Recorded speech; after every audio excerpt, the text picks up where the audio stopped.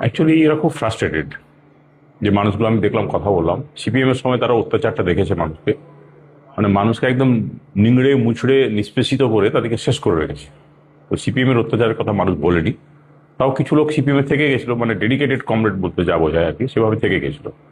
তো তারা এখন আসতে চাইছে, যে দেখছে তারা হতাশ, যে সিপিএম সেই জায়গা থেকেই আর বেরোতে পারেনি, আর ক্ষমতা আসার তো কোনো প্রশ্নই নেই, আর জেতার একটা সিটও পাবে না। তারা অস্তিত্ব রক্ষার জন্য লড়াই করছে, কিন্তু মানুষ এমনভাবে মুখ ঘুরিয়ে নিয়েছে তাদের থেকে, মুখ ফিরিয়ে নিয়েছে, তাদের জেতার কোনো সম্ভাবনাই নেই। কেন সিপিএম থেকে কংগ্রেস কংগ্রেস এখন সাইনবোর্ড পর্যন্ত নেই, কোনো জায়গায় কংগ্রেসের কোনো অস্তিত্ব নেই। আজকে দেখুন, প্রথম দিন থেকে যে সিএ মুভমেন্ট, এনআরসি মুভমেন্ট, যে মুসলিম, এখানে তো মুসলিম অধ্যুষিত, আমি মুসলিমদের কথাটা বলছি, আমি বাঙালি গরিব বাঙালিদের কথাও বলবো নিশ্চয়ই, যে আজকে যে বাংলার সেটা হলো, সেগুলোতে কোনোদিন এদের কোনো রোল ছিল না। এখানকার যারা নেতারা রয়েছেন তাদের কোনো ভূমিকা ছিল না। এই যে 100 দিনের কাজ বন্ধ করে দিল, আবাস যোজনার বাড়ি বন্ধ করে দিল, জল স্বপ্ন মিশনের টাকা বন্ধ করে দিল। তো এই যে কেন্দ্রীয় সরকার টাকাগুলো বন্ধ করেছে, কোনোদিন দেখেছেন যে কোনো সিপিএম এর নেতা বা কংগ্রেসের নেতা তারা রাস্তায় নেমে বা মঞ্চ করে তারা প্রতিবাদ জানাচ্ছে? জানায়নি। মানুষ, কারণ ওরা জানে যে প্রতিবাদ মন্ত্র জানাতে গেলে ওর সঙ্গে মানুষ থাকবে না, আসবে না, জড়ো করতে পারবে না, 5টা মানুষ আসবে না, সেরকম তারা করতে পারেনি। তো কোনোদিন তারা আন্দোলন নেই, কোনো কিছুতে নেই, তারা হঠাৎ করে ভোটে দাঁড়িয়ে পড়েছে, তো মানুষ কেন থাকবে? সেই জন্য তারা আসছে, তারা দেখছে যে মমতা বন্দ্যোপাধ্যায়ের যে সরকার 15 বছর কি কি কাজ করেছে, কত উন্নয়ন করেছে, তাদের পরিকল্পনাগুলো কি আছে, প্রকল্পগুলো কি আছে, এবং তার সঙ্গে যে সুরক্ষা প্রকল্প, সামাজিক সুরক্ষা প্রকল্পগুলো, তার প্রতি মানুষ আকৃষ্ট হয়েছে। আমাদের ইশতেহার প্রকাশিত হয়েছে। তো সব মিলিয়ে যেটা হয়েছে, যে মানুষ আকর্ষিত হচ্ছে তৃণমূল কংগ্রেসের।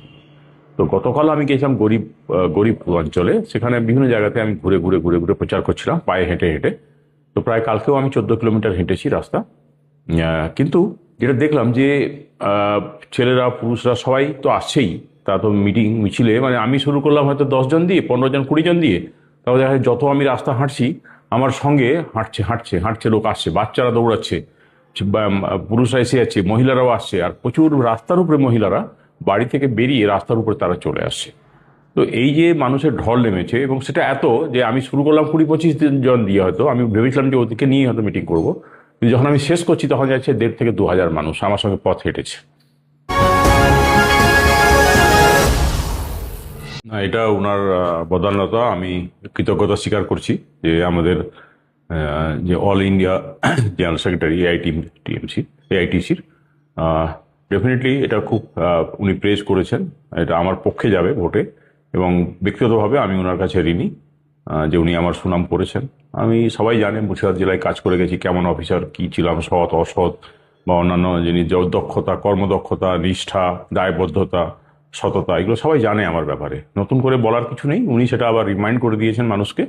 এটা আমার খুব ভালো লেগেছে যে উনি আমার হয়ে প্রচার করতে এসে আমার পক্ষে অনেক কথাগুলো বলে গেছেন, যেটা উনি বিশ্বাস করেন সে কথাটাই মন থেকে উনি বলেছেন, এটাই আমি জানি আর কি।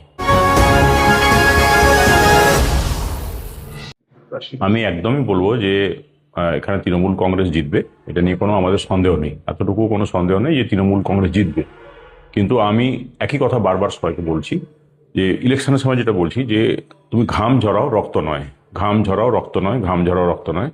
তেমনি আবার বলবো যে এখানে বদলা কাউকে নিও না, কারণ আমি সেই কনফুসিয়াস 498 বিসিতে, বিফোর ক্রাইস্ট, একজন ফিলোজফার ছিলেন, চাইনিজ ফিলোজফার, তিনি বলেছেন যে কারোর প্রতি প্রতিশোধ যদি নিতে চাও, কাউকে যদি খুন, তার কারো জন্য যদি কবর খোঁড়ো, প্রতিশোধ নিতে চাও, কবর খোঁড়ো কারোর জন্য, তাহলে তোমার নিজের জন্য একটা পাশে খুঁড়ে রেখো।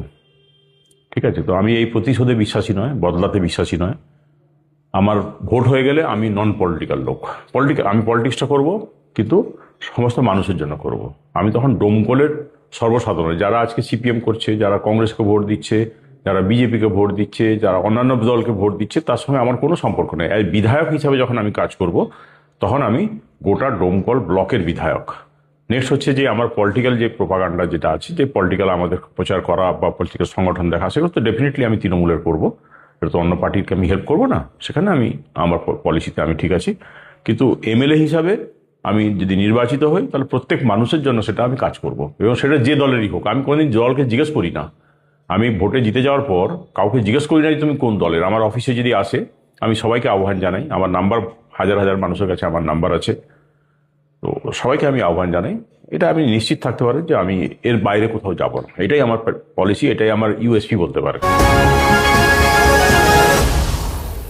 এগুলো মিউনিসিপ্যালিটিটা না থাকার জন্য, নির্বাচনটা না হওয়ার জন্য এই সমস্ত প্রবলেমগুলো হয়েছে। কিন্তু যারা প্রশাসক হিসাবে ছিলেন, যে বিডিও আছে, এসডিও আছেন বা কেউ আছেন, এটা খানিকটা ওদের দেখা উচিত ছিল। বাট যখন দেখা হয়নি, ডেফিনেটলি কোনো কারণ আছে বা নেগলিজেন্স আছে, আমি সেগুলো জানি, বলছি না সেটার মধ্যে। কিন্তু আমি নির্বাচিত হলে এই জিনিসগুলো প্রায়োরিটি দেবো, কারণ আমি এটাই বলছি মানুষকে যে ডোমকল মানুষের যে দাবি, আমি সেটা সরকারের সর্বোচ্চ লেভেল পর্যন্ত পৌঁছে দেবো। এই আমি প্রতিশ্রুতি দিয়েই কিন্তু আমি ভোটে নেমেছি, যে আপনাদের যে দাবি, আপনাদের যে চাহিদা, যে আপনাদের যে ক্ষোভ বিক্ষোভ যা কিছু আছে, সেগুলোকে আমি স্ট্রিমলাইন করব, প্রত্যেকটা জায়গায় যাব, সবগুলোকে লিখবো, লিখে রেডি করে আমি সরকারের সর্বোচ্চ লেভেলে পাঠাবো। এবং পাঠাবো শুধু নয়, চেষ্টা করব যাতে তার বেশিরভাগটাই ফুলফিল করা সম্ভব হয়।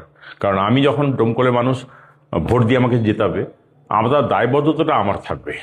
আর আমার দায়বদ্ধতায় যারা আছে মুর্শিদাবাদে, যারা চেনে আমাকে, আমার দায়বদ্ধতা, আমার কাজে নিষ্ঠা এবং গতি, দক্ষতা নিয়ে কেউ কোনোদিন প্রশ্ন তোলেনি। এবং সততা, আমি অত্যন্ত সততাটা, আমি খুব ইন্টিগ্রিটিটা মেনটেন করি, সেটা সবাই জানে। যাকে জিজ্ঞেস করবেন মুর্শিদাবাদ জেলা, সেটা সবাই বলবে। ঠিক আছে? Thank you sir.